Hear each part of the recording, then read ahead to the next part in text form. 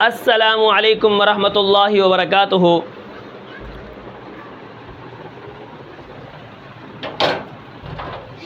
ہاں ویڈیو بن رہی ہے، آ جاؤ۔ خبیب کیا کرنا ہے؟ آ جاؤ، ادھر آ جاؤ، ادھر آ جاؤ۔ امی ادھر کدھر کہاں سے آئی؟ خبیب مسجد میں ہوگا۔ یہ ویڈیو آپ کی بن رہی ہے، ٹھیک ہے، یہ کل پہنچ جائے گی۔ چلو سبق پڑھنا ہے آپ نے، جانا ہے، چلو ٹھیک ہے۔ ہاں مسجد میں وہ بن ہاں۔ السلام علیکم ورحمۃ اللہ وبرکاتہ۔ میں امید کرتا ہوں کہ آپ سب خیر و عافیت سے ہوں گے۔ تو جیسا کہ آپ کو معلوم ہے کہ ہمارا مخارج کا سلسلہ جاری ہے۔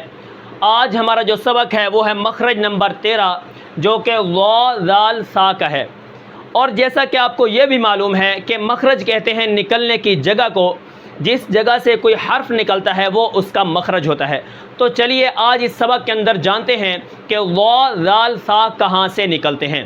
ٹھیک ہے، اب یہاں پر دیکھیں، یعنی زبان کی نوک۔ اب یہ جو زبان کی نوک ہے یہ والی، جب یہ کیا کرے گی، ثنایا علیا، یعنی سامنے والے جو اوپر والے دو دانت ہیں یہ والے، ان کے سر میں لگے گی۔ اوپر جو سرا بنا ہوا ہے اندرونی، اس کے اندر جب زبان کی نوک لگے گی تو وہاں سے کیا ہے، ض ذال سا نکلتے ہیں۔ ان کو نرم حروف بھی کہا جاتا ہے۔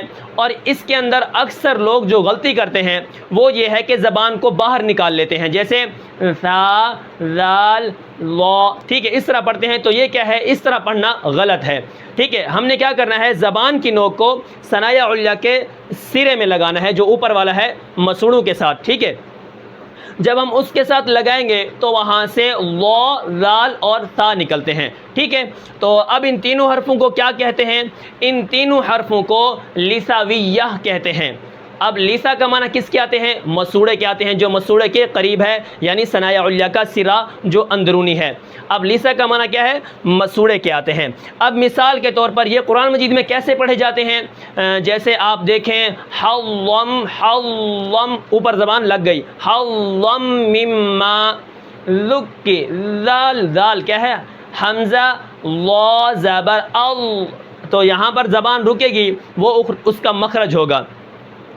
اب اس کے بعد کیا ہے، لال کی مثال آپ دیکھیں، لال جیسے اذن مؤذن، اذن مؤذن، ٹھیک ہے، یہ ثنایا علیا کے سرے سے ہی ادا ہو رہی ہے۔ جیسے اب سا پڑھیں، جیسے منبسا، سا سا سا، ٹھیک ہے، زبان کا کیا ہے، زبان کی نوک اور ثنایا علیا کا سرا، تو یہاں سے تین حروف نکلتے ہیں، ض ذال اور سا، جو میں نے مثالیں بھی آپ کو دے دی ہیں۔ ٹھیک ہے، اب ان تینوں حرفوں کو نرم حروف بھی کہا جاتا ہے، یعنی یہ نرمی سے ادا ہوتے ہیں۔ ٹھیک ہے، ان کے اندر کوئی زور نہیں لگتا، اس کے اندر کوئی ایسی صفت بھی نہیں ہے جو قوی ہو، شدت ہو، یہ نرم حروف ادا ہوتے ہیں۔